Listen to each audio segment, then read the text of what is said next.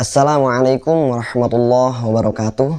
Perkenalkan, nama saya Muhammad Karifal dari Universitas Singapura Bangsa Karawang dari kelas 1C Manajemen Pendidikan Islam Fakultas Agama Islam. Baik, di sini saya akan menjelaskan tentang ilmu hadis riwayah dan dirayah serta perkembangannya. Yang pertama, ilmu hadis riwayah. Riwayah artinya periwayatan atau cerita. Secara istilah, ilmu hadis riwayah adalah ilmu hadis yang berupa periwayatan. Banyak dari kalangan ulama yang mengemukakan tentang definisi ilmu hadis riwayah ini. Tetapi ada satu definisi yang paling terkenal yang dikemukakan oleh Ibnu Al-Akhfani, yaitu ilmu hadis riwayah, ilmu yang membahas tentang ucapan perbuatan Kanjeng Nabi Muhammad SAW dari mulai periwayatannya, pencatatannya, dan juga penulisan lafaz-lafaznya. Ilmu hadis riwayah ini bertujuan untuk memelihara hadis Nabi dari penulisannya, pembukuannya, serta lebih lanjut untuk menjadikan Kanjeng Nabi Muhammad SAW itu sebagai suri tauladan.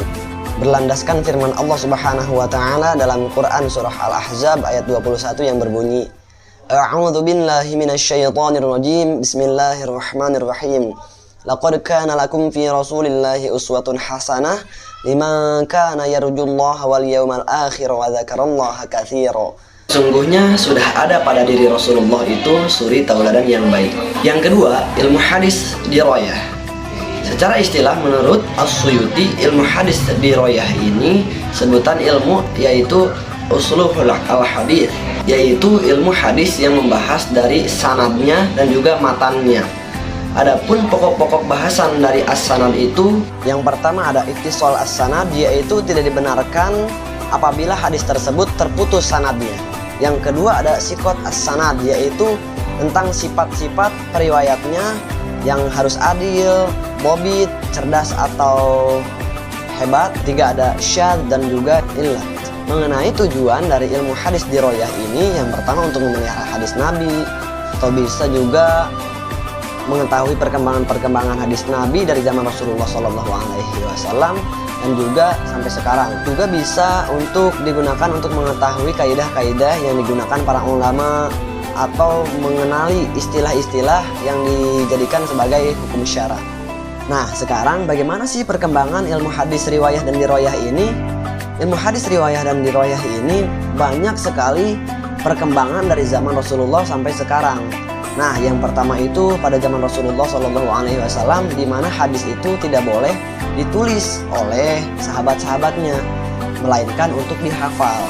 Nah, ada dalam satu hadis bahwa Rasulullah SAW itu melarang umatnya untuk menulis hadis karena untuk menjadikan Al-Quran sebagai landasannya. Jadi sudah ada Al-Quran, jadi hadisnya itu tidak boleh ditulis karena takut menyamai Al-Quran. Nah, setelah lama kemudian Rasulullah membolehkan para sahabatnya itu untuk menulis hadis tersebut. Nah, sebagaimana dalam hadis Rasulullah, yaitu Rasulullah ketika berkhutbah, nah maka tulislah aku, katanya. Jadi seperti itu kurang lebih. Nah, dari masa ke masa ilmu hadis ini, atau tentunya ilmu hadis riwayah dan dirayah ini, banyak sekali perkembangannya. Jadi dari periode pertama itu zaman Rasulullah SAW sampai periode kedua, 3, 4, 5, 6 dan terakhir yaitu periode ke-7.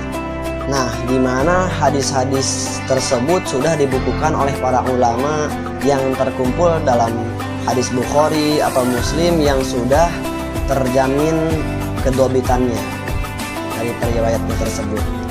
Baik, terima kasih banyak. Berikut adalah penjelasan ilmu hadis riwayah dan dirayah beserta perkembangannya. Mohon maaf apabila masih banyak kekurangan.